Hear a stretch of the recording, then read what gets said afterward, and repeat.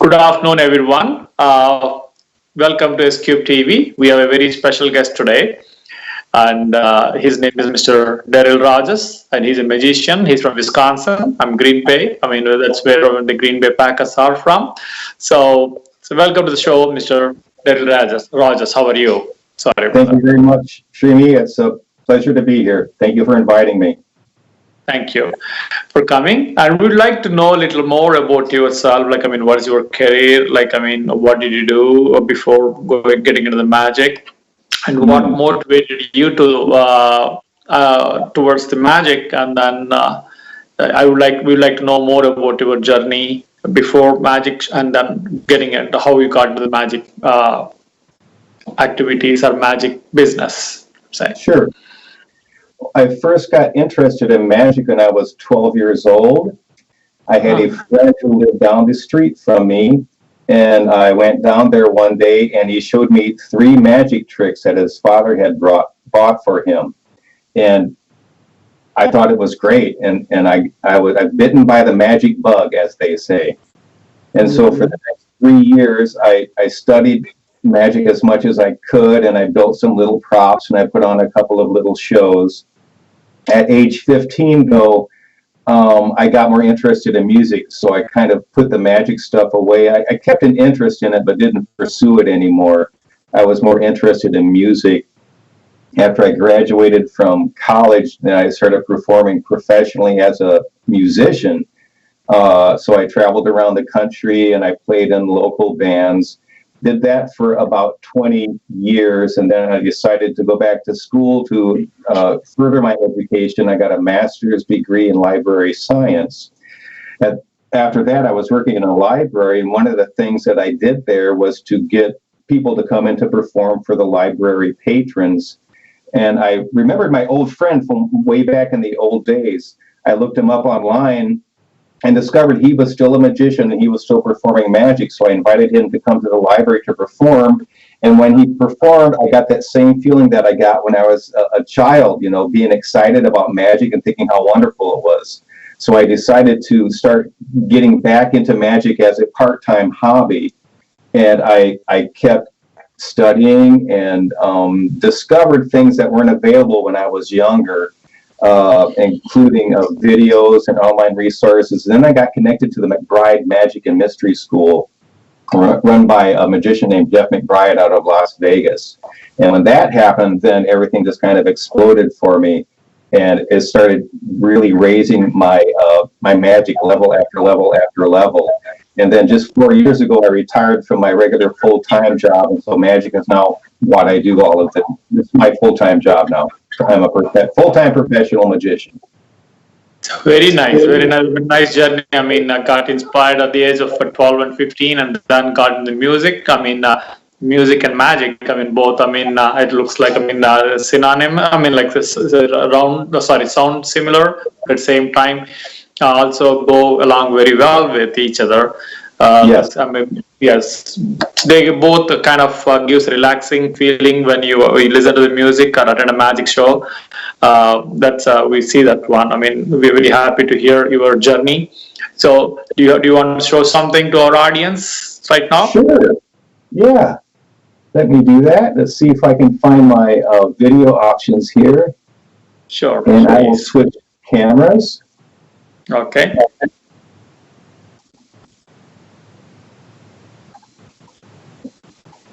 And you can see. Yep, your table. We are not able to completely see to your right hand side.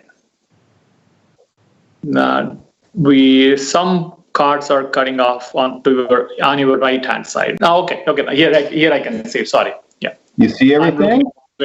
Yes. I was looking at the wrong window. Sorry. Go ahead. Very good. Yeah. Well, the cards are mixed up. I'm going to mix them up a little bit more. Now, Srini, if you were here, you could shuffle the cards yourself. It really doesn't a very good shuffler. Yeah, I've had lots of practice. So now you see the cards are all mixed up. Yes, they're in no particular order. Yeah. I'm going to find a prediction card here.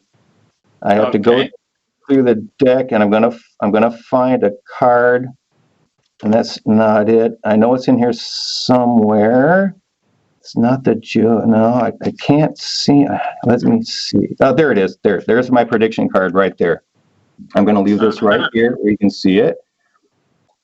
Now, Srini, I'm going to start dealing cards down like this.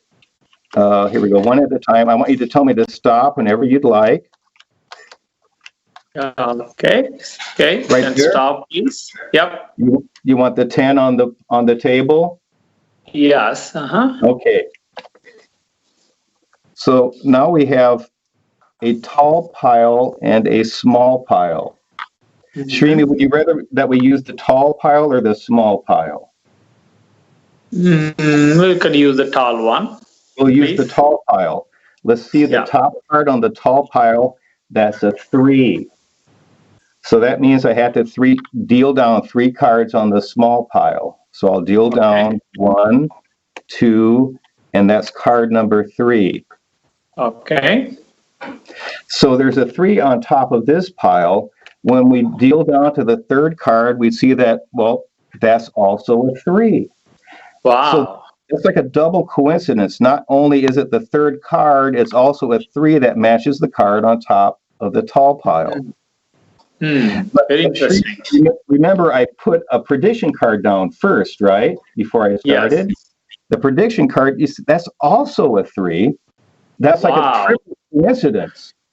It is. It is a trick, a very good trick. I mean, I would never imagine that you would be able to do it. The only thing that could be more amazing would be a quadruple coincidence. That would be if we had all 4 of the 3s.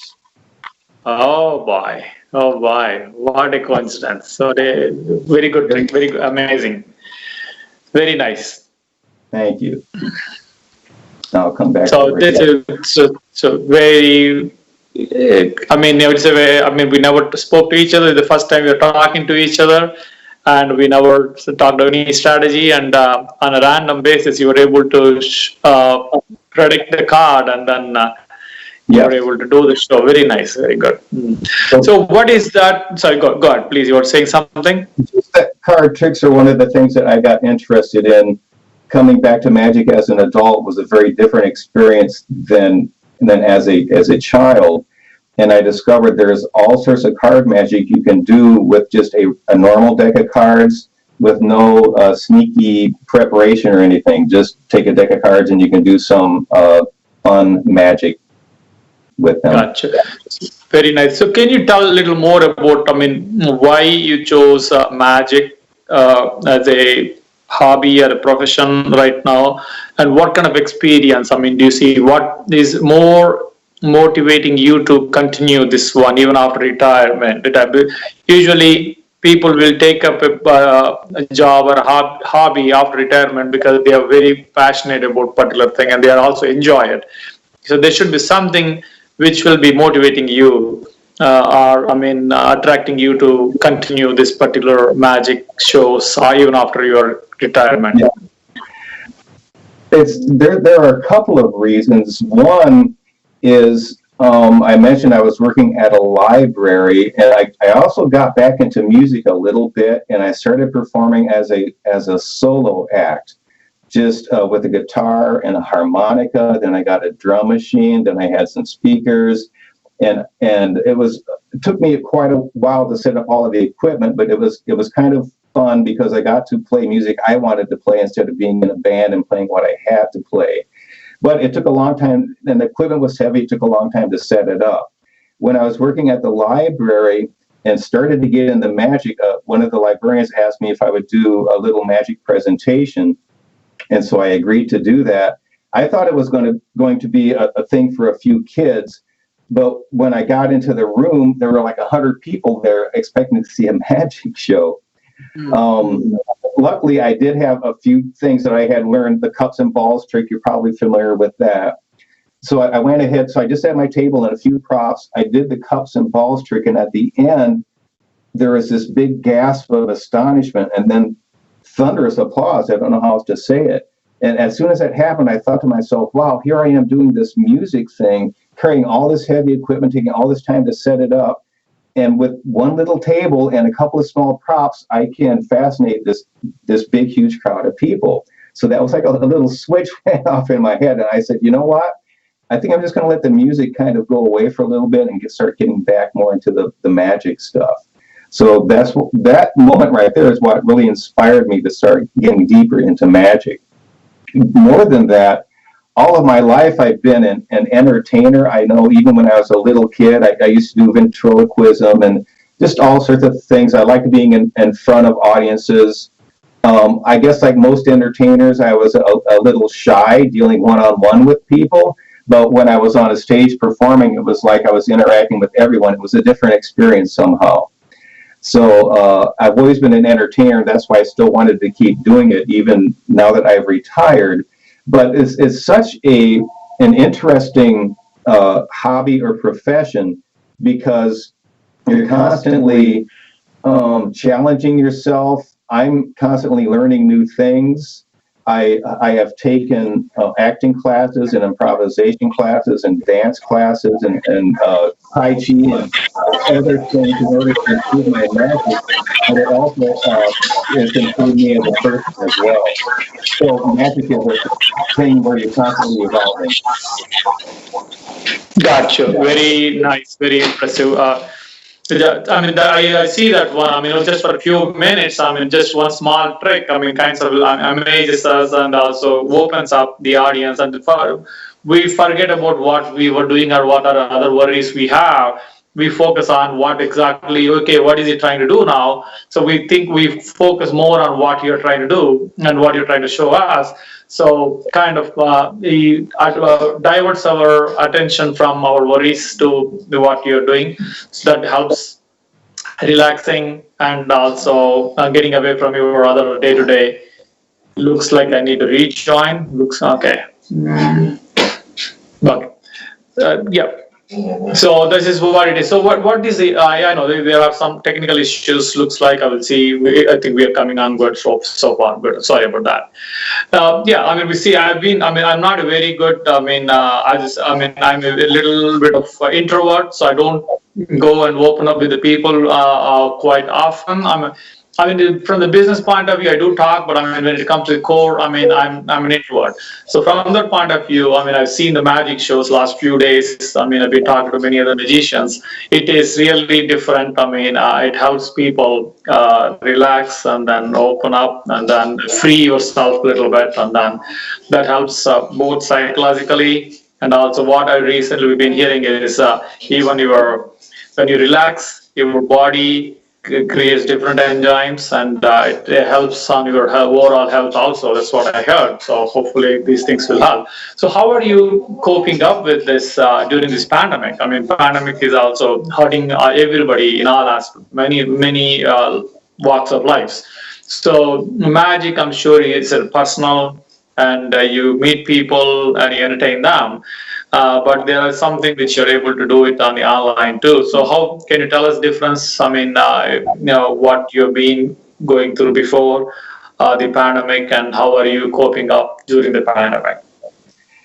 It's been difficult. I must admit, I had a number of gigs on my books, and every one of them were canceled. So there were no live performances. Also, I was performing strolling magic at 2 different restaurants once a week in the area, and I lost those jobs as well. So like other magicians, I have turned to online performances. Here in the US, mostly we are using Zoom. I've also performed shows on Facebook Live as well. Things are starting to open up a little bit now. I do have a couple of birthday parties that are coming up, and I did perform one stage show, but I had to alter my performance. Usually I will have, like, every third routine I do, I'll have a person come up to interact with and help me do the magic, a child or an adult, and I had to take all of those interactions out of my show. So I couldn't have any personal interaction. What I did, though, is replace those with entire audience interaction. So instead of having one person on stage helping me, I'll get everyone in the audience to do something with their hands or create an optical illusion for themselves or something like that. And other than that, just trying to market shows online. And I have performed a couple of shows for libraries. The libraries here have summer reading programs that are very popular. They always get entertainment. And two of the libraries that I had the jobs booked for, they canceled the live one, but they moved it to the Facebook Live instead. So that worked out for me as well. Very nice, very nice. I mean, you've been doing a very good service to the people and the community. I mean, even during the pandemic, I mean, which is helpful in relaxing and also engaging the kids to some extent, and also stimulate and motivate the young minds, which is a very nice thing what you're doing. Do you want to show any other trick? I mean, you have with you? Let's do. I just did a card trick. Let me show you what I would call a close-up trick. So Sure. This is something that I would do for just one or two people at a time. So let me come back to the table here. I'm sure you've heard of the magician Harry Houdini, right? Yeah, I heard it. I don't know much. I'm not a very good follower of magicians, so I mean, my knowledge is a little less. Sorry. That's fine. Harry Houdini is one of the most famous magicians in the history of magic, but he really became famous for doing escapes. He could escape from anything, handcuffs and ropes and straitjackets, all sorts of different things. He spent a portion of his childhood living in Appleton, Wisconsin, which is only about a half hour from where I live. There is a Houdini museum there. Now, a few months ago, they were having like a garage sale sort of thing, and they had some of Houdini's artifacts for sale. They had a couple of his old bootlaces, and I had these bootlaces that belonged to Harry Houdini. Now, since Harry Houdini was such an escape artist, I thought I would see if his bootlaces could actually do an escape as well. Right now, I have both of the bootlaces threaded through this red wooden ball. You see that? Yes? Mm-hmm. I will take the ball and the shoelaces and place them inside this little ring box. Okay. And I'm going to lock it up like this. So now the shoelaces are going through a wooden ball and they're inside a solid ring box. I'm going to go further. I'm going to take this little piece of string. I'm going to tie the ring box shut like this. Mm-hmm. And so now the shoelaces are going through a wooden ball. The wooden ball is in a ring box. The ring box is tied shut, but we're not going to stop there. We're going to take it even further. We're going to take ends of the bootlaces here and tie them together. Mm-hmm. So now there's no way that these bootlaces should be able to get out from this situation they're in through a wooden ball in a box that's tied shut, that's tied on top. But remember, Harry Houdini was the master of escapes, and even his bootlaces cannot be confined or held. Watch closely as they come right out. Wow. This bootlaces are still in one piece, and you can examine this and you see it's still locked up. And that's very impressive. Very impressive. I mean, trick. I mean, which is amazing. So these are the tricks. I mean, I'm sure. I mean, kids will be amazed, and they will be able to. I mean, they would like to learn, and they would like to do the shows themselves. So that these kind of tricks will motivate them very well, for sure. Children are very attracted to magic. A lot of kids get involved with magic from between ages like 7 to 12 or 13. And the reason they do that is because it gives them control over their lives. Now, when you think back to when you were 7, 8, 9, 10 years old, you really didn't have a lot of control over, when you got up or when you went to bed or what you ate or if you went to school or not. You had to do what adults told you to do. But with magic, it gives them control over something. And it also gives them a power that their other friends don't have. So that's, I think, what the strong attraction is for magic for children. And then a lot of people grow out of it, and then they leave it alone. Other people like me, we grow out of it, then we come back to it again. And then the really successful people like Jeff McBride and Lance Burton and David Copperfield, those people, they never let go of it. They followed it all of their lives. And so that's why they're at where they are now. It's very nice. You mentioned it very well. I mean, why people get attracted, and that's a very good theory. They would like to have control of their own control on something, so which is helping them, which is nice. Very good. And also the adults too. I mean, when you go to a magic show, they forget about a few other things and they get mesmerized with what the magicians do, and that's also very interesting from the audience point of view too. So, what kind of suggestions do you give to the youngsters? I mean, who are interested in learning the magic as a profession or as a part time? So, what kind of advice do you give to the youngsters? I teach magic workshops either as an add-on for a birthday party or as a standalone service for schools and libraries. And when I teach the workshops, I give the children 4 or 5 very simple tricks to do, and each one of them has a different purpose. One of the purposes is to be able to create a story, an interesting story to go along with the magic trick. Like the story I told you about Houdini and the bootlaces. I got to admit that's not entirely true, but it makes the trick more interesting. The other thing, I don't know if I should go too deeply into this. You've heard the term misdirection, I assume, is getting people to look where you want them to look, when you want them to look there. That's a very key element of successfully performing magic. Another thing I teach them is, as they're performing magic, to believe that what they're doing is really happening, even though they know it's just a trick. Because if you can believe it yourself, the audience is going to pick up on that feeling. It's kind of an esoteric concept for children, but it's important. It's an important concept for magic. And the other thing, the most important thing, is the best magic secrets are kept in books. There's a lot of stuff that you can find. You can find almost everything online now. And if you really want to know how a magic trick is done, you can look it up. You're probably going to find out the secret behind it. But you're just going to find out that one little piece. In magic books, it goes much deeper and it gives you the theory and the background. And if I can get kids reading more books, then that's a good thing too. Gotcha. Very nice tips and advice to the young people. So, is it for everybody, or I mean, is like anybody can learn it, or is there anything specific? I mean, it should have interest, or I mean, that's another thing which I would like to know. Is that some skills? I mean, some things which anybody can, even they're not passionate. Okay, they can learn. They may use it or they may not use it, but that's a different thing. But some skills, I mean, like especially music and some of these magic, I'm not sure about the magic, probably you can tell us more about that. So is it for everybody, or is it that you need to have specific interests or skills to get into this business? One of my teachers, Eugene Berger, said many interesting things, but one of the things he said is that there is excellent magic at every skill level.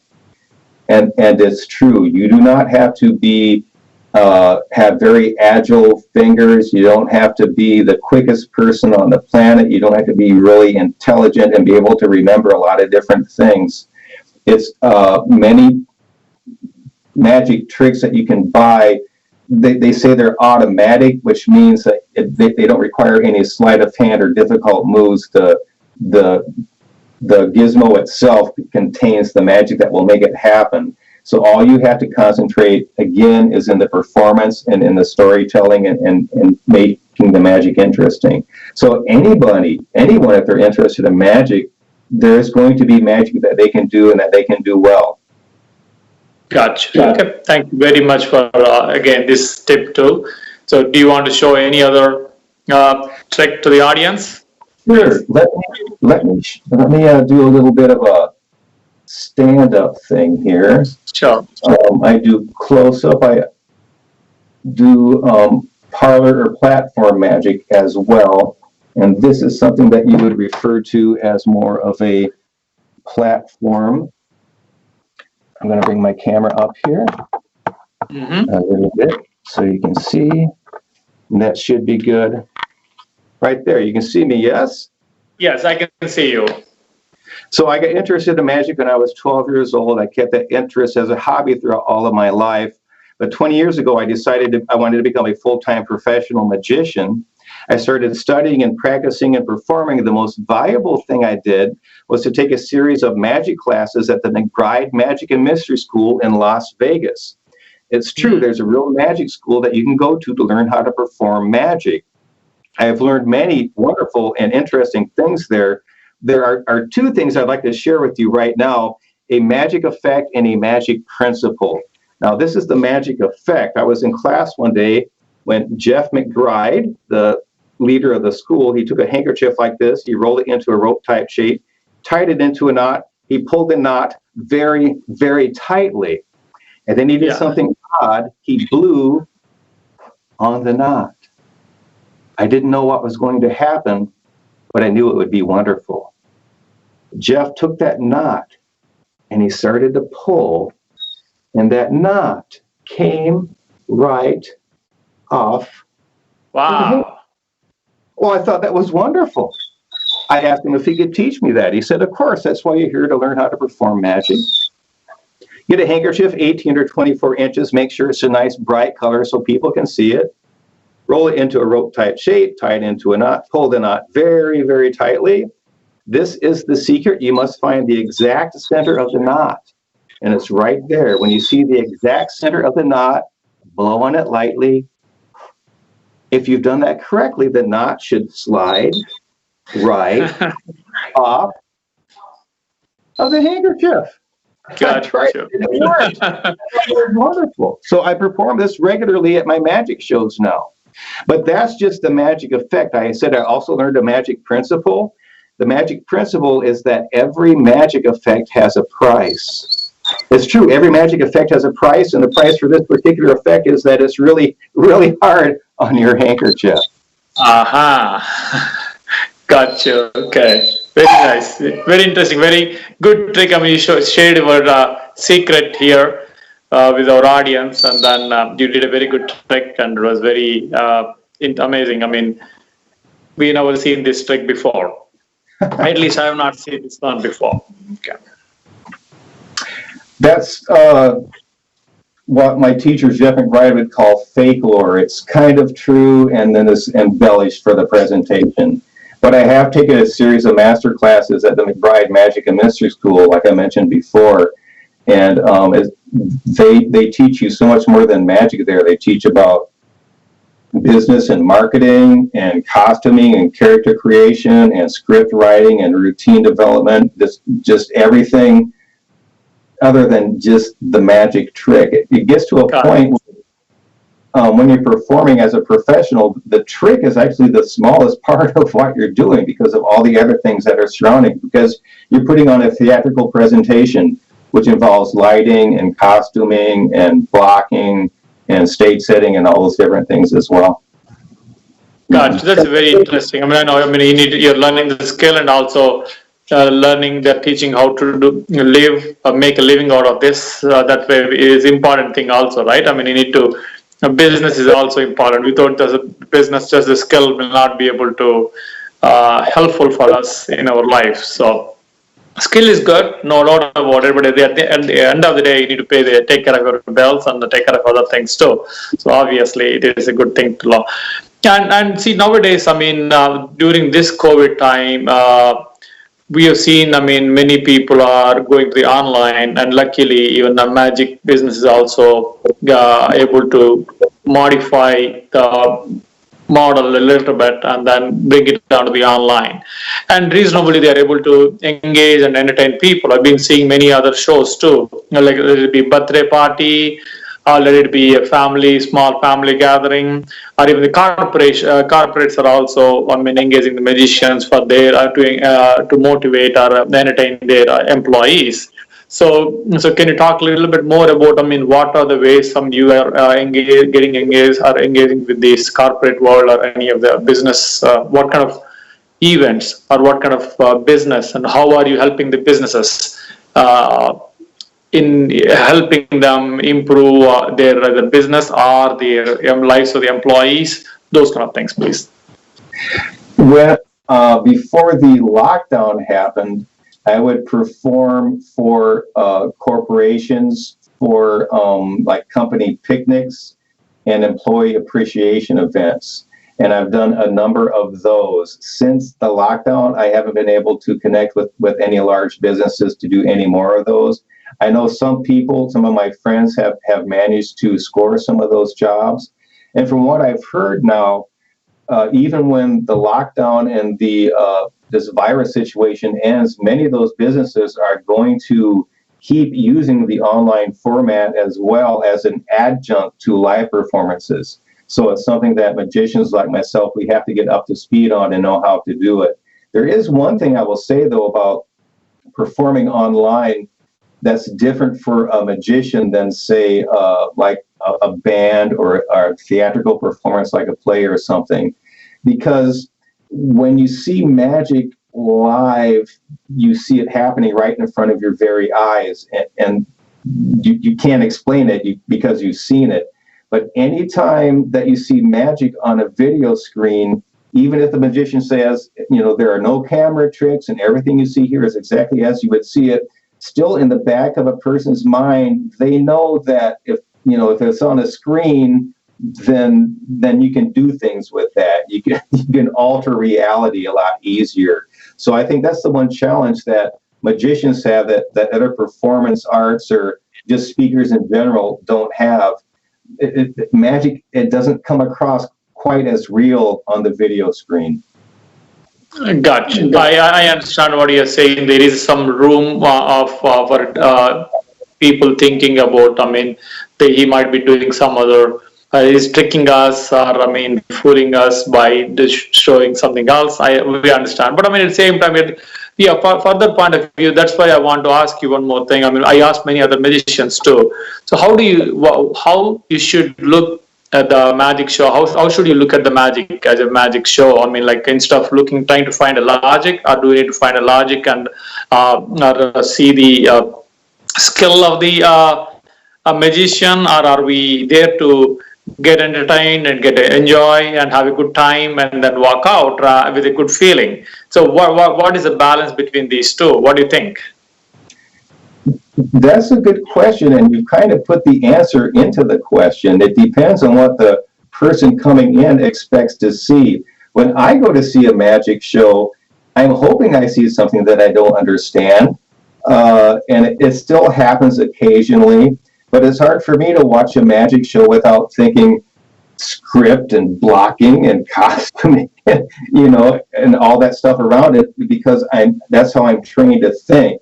As a person who's not trained to think as a magician, it is kind of up to them to decide how they want to see the show. Some people, like engineers, for example, they're very analytical and they're problem solvers. And when they see a magician's performance, they have to deconstruct it for some reason. Now, those same people, if they went to see a play, they could easily sit back and let themselves have that suspension of disbelief where they can pretend that they're actually seeing Dorothy and the Wizard of Oz on the stage, even though they know it's not true. But when they see a magician, some people, they can't let that go because it's not their reality, and people want to be able to control their reality. And when they see something unreal, they have to find a mental box to put that in. So they're going to be struggling with that. And they may solve how it's done, but I don't think that they're going to enjoy the show as much as the person who can just sit back, relax, let go of the logical mind, and watch the performance and then try to get the underlying meaning.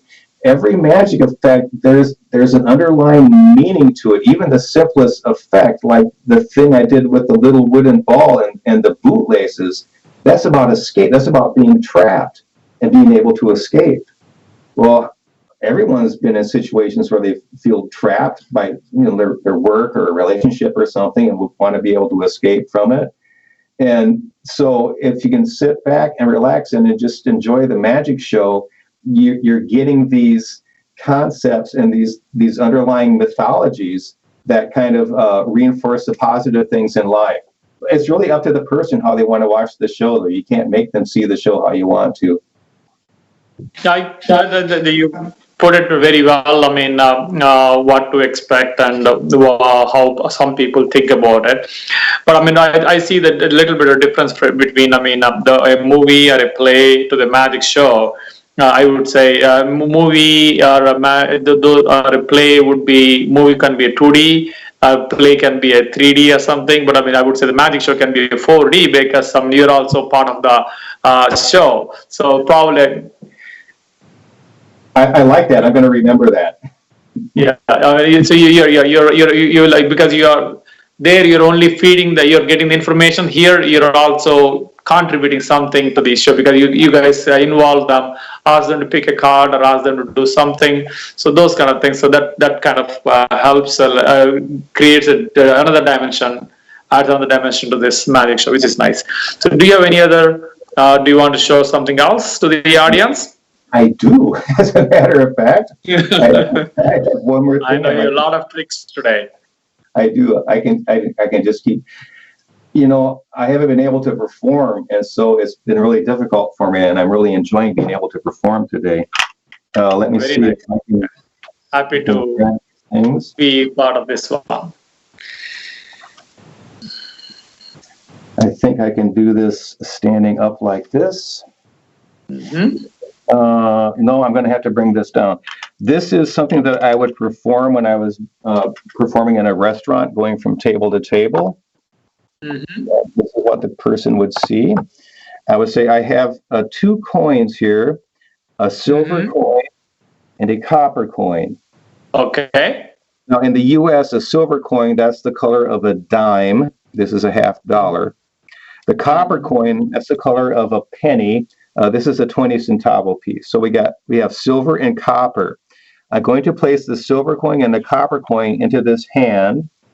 And now I'd like you to select either silver or copper.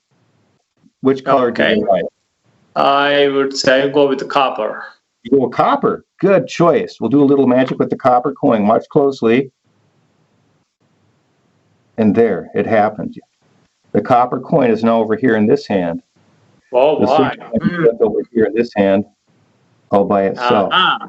Very nice. Now, I'm glad you selected the copper one because the copper one, it has a little extra magic in it. Let me show you what I mean. I'm going to place the copper coin underneath the... First, let me show you this handkerchief. If you were here, you could examine this. I'm going to place the copper coin under the handkerchief. Now, sometimes I put the coin down there. People don't think it's down there anymore. I'll lift up the end to show you the coin is still there. There, you see the coin, yes? Yes. Okay, I'm going to cover it back up. Twist the handkerchief, that locks the coin inside. If I rub the end of the handkerchief 1, 2, 3 times, you always have to do everything 3 times in magic. Something magical happens. That coin starts to come right through the center of the handkerchief. And you can examine the handkerchief and you see it's completely solid. There's no holes at all. Oh boy! Wow, very nice, very good trick. There's a little more magic. So first of all, you moved the coin from one hand to the other hand, and then fold it in a cloth, and then you pulled it out of from between the cloth. Very nice, and very good trick. That's routining magic, where you take separate individual magic effects and then you put them together so they become a continuous whole. Gotcha. Very nice. Okay. So what is your moment like? I mean, what is that? I mean, I know you told, I mean, you got motivated when so many kids were, I mean, excited. I mean, they were happy to see the claps and the applaud from the kids, so many kids. So so what is a moment? I mean, I'm sure you've been performing many places. So do you want to share any moment which you felt was very good and you were happy and you were able to do a good job? Yeah. Almost every magic performance, there's something wonderful where you see that expression on a person's face where just for a moment you can tell that they've let go of reality and they're open to possibilities. So the more when that happens, that's always a fulfilling experience. For me personally, though, performing, the most magical thing, I guess, for me was last year when I took another master class in Las Vegas. There's a performance that Jeff McBride puts on at a local hookah lounge called the Wonderground. And so magicians in Las Vegas will come and perform there. And they've had some very big names come in either into the audience or to perform on stage. I asked Jeff if I could perform at Wonderground since it was the same time that the master class was happening, and he said I could.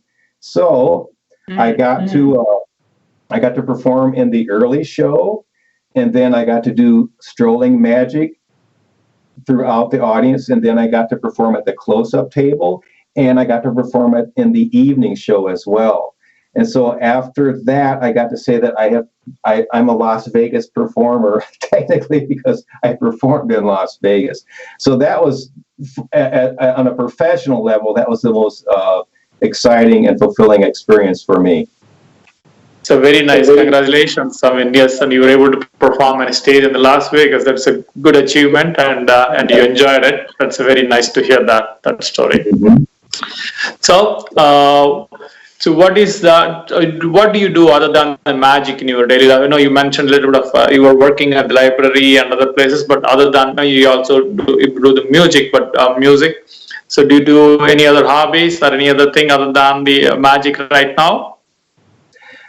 I perform Tai Chi every morning. That's one of the things I learned in order to enhance my performances, and I enjoy doing it so much that I have that as far as my regular routine now. Actually, magic is a lot of what I do. I enjoy reading still, and both books. I've learned how to use my tablet to get books online because you can't go to the library anymore. So that's a challenge that I've overcome. I enjoy watching movies as well, and I enjoy, but a lot of it is just magic. Reading magic books and learning new magic effects. Every Monday night, Mystery School Monday, which is a program from McBride Magic and Mystery School, that's broadcast, and so I assist with that as well. They also have been teaching online classes, and so I've been acting as an assistant producer for the online classes for the Magic and Mystery School. I am a member of 2 different rings of the International Brotherhood of Magicians. The local ring 398, I'm the secretary for that ring, and then ring 41 in Chicago as well. So mostly magic related things, and other than that, just, taking care of household chores and, mowing the lawn, doing things like that, keeping up with the things you have to do day to day. That is true. That's important. Whether we do other things or not, at least we need to take care of those things, and no help also today. So obviously, so go please. There is one other thing. The dance classes that I took, I never learned how to dance when I was young, and I always felt that was something missing from my life. And a couple of years ago, I started researching it, and I discovered that they taught dance classes at the local community center, ballroom dance. And so my wife and I started taking those dance classes, and we learned rumba and let's see, I can't remember them all. It's been so long. The foxtrot and waltz and swing dance. And we were enjoying that quite a bit, but then all those classes shut down, of course, because of the lockdown. But that's something else I really enjoy, because not only it's a mental and a physical workout at the same time, because you have to remember the moves that you're doing, and you're dancing, you're moving around, so it's a physical workout. So that's another thing that I enjoyed quite a bit. Very nice. Your schedule is very tight. I mean, you have many things you're able to do it, and which is very impressive. I'm happy to hear that you're able to do it. You're enjoying all of them. Very, very nice. I mean, even Dr. Oz also said in one of their shows, dance is very important thing when you're especially in the later part of your age, because mind-body coordination. So that exercise helps. So that's another thing which you're doing it very well, good for you, and even for your future too. That's and also you're enjoying it personally, which is nice. I'm not good at the dance at all, so I don't do my movements are very. I mean, I don't dance much at all. So that's I'm a different personality. So very nice to hear. I mean, all these things from you. So do you want to show anything else to the audience? I mean, I don't want. Yeah. We could do. Would you like to do a little bit of mental magic? Okay. Would you mind if I read your mind a little bit? You can write, but I mean, don't say it loud. Okay, let's come back over here. Let's do a little bit. This might be kind of fun. Let's see what we can do. I need my little container here. I need this, and Shrima. In the performance, in the study of parapsychology, there are 4 known phenomena: telepathy, precognition, psychokinesis, and clairvoyance. We're going to deal with the first 2, telepathy and precognition. Telepathy is being able to read someone's mind.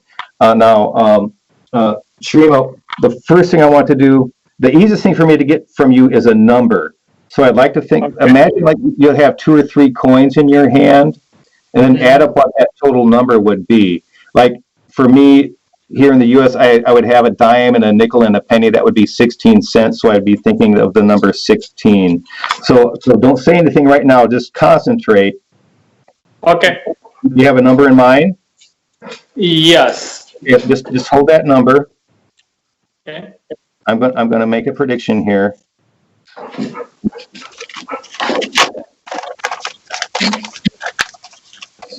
Okay, this is prediction number 1. Now, sometimes I perform this and people aren't entirely honest at the end.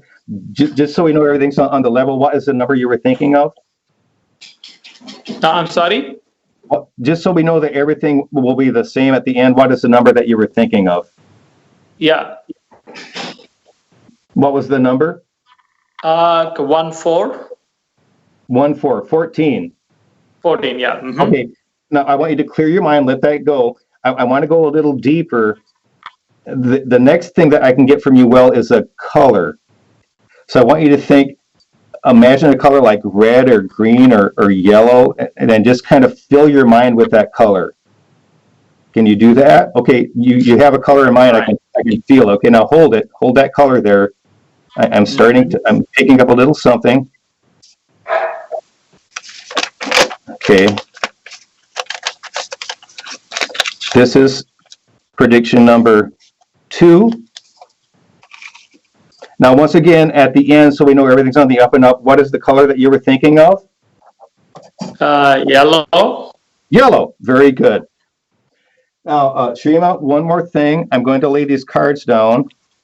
And I want you to just kind of, can you see those? Yes. Okay, I want you to just clear your mind. We're going to go into precognition. I'm going to try to predict in advance what's going to happen here. Sure. And I'm starting to pick something up. Okay, hold on to it. Hold on. This is prediction number 3, and it goes right in there. Now, if you were here, I would have you do this, but since you're not, I'll have to be your hands, okay? If I were to ask you to pick up one of these cards, which card would you pick up? I'll pick the one in the middle. You would pick the star. Star, yes. Mm-hmm. Very well, we'll get rid of these. So, Sreenivas, if you remember at the beginning, I said we're going to make a connection, and then I wrote predictions and I put them into this jar. They've been here the entire time. If you were here, I'd have you do this, but you're not, so I'm going to have to do it for you. I'm going to dump them out. This is empty. There's nothing else in there. So here are their predictions. They're numbered. Let's see. There's 1, there's 2, and there's 3. Now, if you remember, for number 1, that was where I wanted to make the first connection. The easiest thing for me to get from you was a number. Do you remember the number you were thinking of? Yes. What was the number? This is a 14, right? I said yes. Okay, here's my prediction for number 1. And I wrote... Wow, okay. Very nice. Mm-hmm. For number 2, I asked you to think of a color. Yes. And the color was... Yellow? Yellow, right. So here's my prediction for number 2. And I wrote... Wow. Yellow. Okay. And the third one, before you even did anything at all, I made my prediction before you made any kind of selection, and you selected the star. Star. And this is my prediction for number 3, and I drew Star. Wow, very nice, very impressive, very good. Thank you. So it was very impressive and nice predictions. Yes, that's one of my favorite mental routines. Very nice. Okay. So what do you? I mean, that's up. I mean, these are all. I mean, these are two things. One is the magic tricks, and also the you say the mind reading. It's most of the time nowadays we are seeing. I mean, magic and mind reading go together, and then they are clubbing these two, and then under the show. Why is it so? Why are these two clubbed and offered to the audience? There are a number of different, they're called allied arts, which are similar to magic, and they often get mixed up with the magic performance. For example, juggling. There are people who juggle and do magic. Now, what I just performed, technically that would be called mental magic and not mentalism, because a mentalist, he doesn't do card tricks and he doesn't do tricks with coins. All he does is read minds and make predictions. As a magician, I'm performing a magic trick, then I read a mind. You know that is a little different because I'm a magician. You know that. There's other things as well. I'm starting to branch out to learn some other related arts personally as well for children. I'm learning how to do balloon twisting. And that's something I have not been interested in before, but there is a market for that, and a lot of people, when they see a magician, they assume he's also going to be twisting balloons. For adults, I've discovered a way to do fortune telling with cards. Now, again, I'm a magician, so when I do a fortune telling routine, you know that it's just going to be for entertainment. I'm not saying I have any special kind of powers or anything, but there's all sorts of different skill sets that can fall into the same tent as a magician, and they often get mixed up with the magic show. Mm-hmm. So very nice, very nice. I mean, you have shared your depth of the information on the magic line of activity or business, which is, I mean, how it, when you go to the business, I mean, what they are expecting and what you're trying to offer. That's very nice. So, I mean, with this, I mean, I would say, do you have any message or anything to the audience, or do you want to say anything to the audience here? And how do somebody want to reach out to you? How do they can reach you? How can they contact you? Those kind of things also, if you can add that in the message, that will be helpful. Do I have a business card here? I don't have a business card with me. Daryl RogersMagic.com. DarylRogersMagic.com. That's my website. DarylRogersMagic@gmail.com is how you can send me an email. And if you look up a magician Daryl Rogers or Daryl Rogers Magic on Facebook, you will find my Facebook sites as well. And just as a final thought, I was thinking a lot about this when I was preparing for the interview about what magic is all about, and I think the enduring appeal of magic is that it's about what's possible, and at a magic show you see things that you don't think are possible, but that appear to be happening before your very eyes, and I think that's the ultimate message that you can get from the magic show, is that if you want to change your life and if you want to make things happen, there's always a possibility that you might be able to do it, or that at least you might be able to do more than you thought that you could. So to me, that is the final message of magic. Thank you very much for coming on the show, and thank you very much for sharing all your information. And the last tip is also a very important thing, and all the tricks. And thank you very much. Have a nice rest of the day, and we wish you all the best. Thank you, Srini. I appreciate being here, and goodbye to everyone in the audience, and hope you have a pleasant day as well. You too. Thank you, sir. Have a nice day. Thank you.